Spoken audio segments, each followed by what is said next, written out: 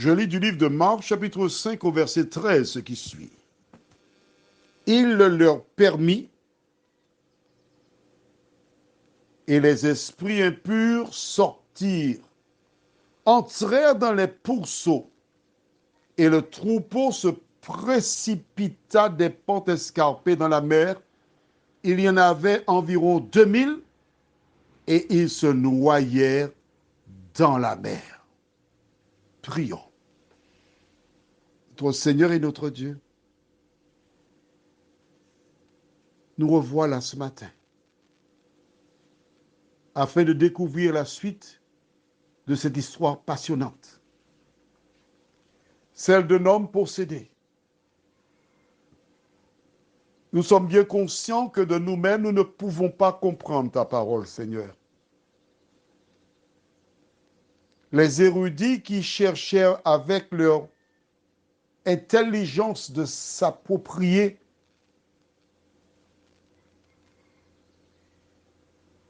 ton message se sont plantés. Mais nous sommes conscients que c'est seulement le Saint-Esprit qui nous dirige dans toute la vérité.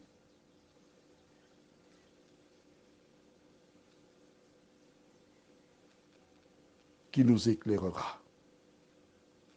Merci, Saint-Esprit, de nous conduire, de nous diriger, car nous t'avons demandé cette grâce au nom de Jésus pour ta gloire éternelle. Amen. Tu te rappelles, je t'ai dit que Jésus, Dieu, il aime toutes les créatures. Mais il a un choix à faire entre un homme créé à l'image de Dieu à délivrer et des pourceaux sur lesquels l'homme a reçu la domination. Que faire? Les démons ont demandé à aller dans les pourceaux. Des animaux donc qui n'ont pas d'importance. Il y a un choix à faire entre les pourceaux ou les cochons et les hommes. Qui choisir?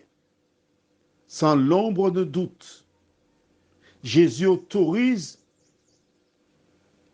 à l'esprit de laisser l'homme et en contrepartie de perdre des pourceaux. Car Jésus n'est pas venu mourir pour les pourceaux. Il est venu afin que quiconque croit en lui ne périsse point, mais qu'il ait la vie éternelle. Alors, il dit à l'esprit, rappelle-toi, on a vu au verset 2, possédé d'un esprit impur, il dit, allez-y, et nous lisons verset 13, quoi? Il le leur permit, et les esprits impurs.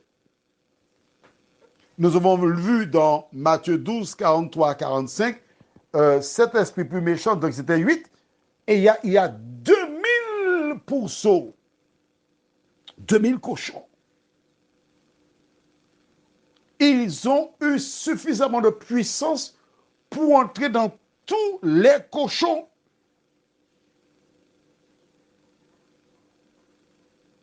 Il y avait des gens qui surveillaient les porcs. Brusquement, ils ont vu les porcs commencer à grogner et à foncer. Ils vont vers la mer. Ces gens font tout pour les retenir, mais ils sont comme fous. Et la Bible déclare que les cochons sont tombés à la mer. Les 2000 cochons. Ceux qui les faisaient pète ne comprenaient rien à ce qui s'est passé là. Il n'y avait que les disciples et Jésus. Même l'homme qui était possédé, était-il conscient? J'en sais rien. Mais la Bible déclare que les 2000 cochons sont tombés dans la mer et ils se sont tous noyés. Est-ce que les cochons savent nager? Je pose souvent cette question aux personnes qui étudient ce texte avec moi. Ils me disent non. Je leur dis oui. Va sur Internet. Christophe Colomb avait toujours des cochons sur le bateau. Et quand ils avaient l'impression d'être près d'une île, ils mettaient un cochon à la mer. À l'aide de son museau, le cochon partait en direction de la terre et le bateau suivait les cochons. Tu verras sur Internet maintenant, tu as ton portable. Cherche, tu vas voir. Les cochons sont d'excellents nageurs. Alors pourquoi sont-ils morts noyés? Vois-tu, Jésus a donné l'autorisation aux démons d'entrer dans les ports. Ayant reçu l'autorisation, ils devinrent leur habitation principale. La finalité des démons, quand ils entrent dans une personne, c'est pour la conduire à la mort. Voici pourquoi les cochons sont tous morts. Dès que le démon est entré en toi, il cherche ta mort. Pourquoi? Parce qu'il ne veut pas que tu te repentes. Il ne faut pas que tu retournes à Jésus. Donc tu dois mourir. Voici pourquoi certaines personnes font des choix désastreux. Et le diable leur dit, ah, tu as été trop loin, il n'y a pas de solution, fais ce qu'il y a à faire. Et ces personnes vont commettre l'irréparable. Mais je voudrais m'adresser à toi. Quel que soit ce que tu aies pu faire dans ta vie, tu crains d'aller en prison, n'aie pas peur de la prison. Quel que soit ce que tu aies pu faire dans la vie, si tu as l'intention de mettre un terme à ton existence, envoie un WhatsApp au plus 596 696 88 93 93. Et qui sait, si ce n'est pas pour t'éviter de commettre l'irréparable que Dieu t'a permis de m'entendre aujourd'hui. Envoie-moi un WhatsApp. Je te répondrai la journée même. Je fais ma 20 heures, mais quand j'ouvre, je consulte et je réponds au WhatsApp. Envoie-moi un WhatsApp. Mais n'écoute pas la voix du démon qui veut t'envoyer à la mort. Prions. Notre Seigneur et notre Dieu, nous sommes heureux de t'appartenir. Nous sommes heureux de savoir que tu nous aimes. Cet homme qui était possédé, tu aurais pu le laisser parce que c'est lui qui a cherché son affaire. Mais tu l'as délivré, Seigneur.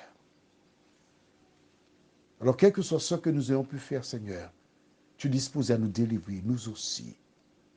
Merci de continuer de nous éclairer, de nous faire du bien. Nous t'avons prié au nom de Jésus et pour ta gloire éternelle. Amen. Que l'Éternel continue de te faire du bien. Je te souhaite une bonne journée sous le regard de Dieu.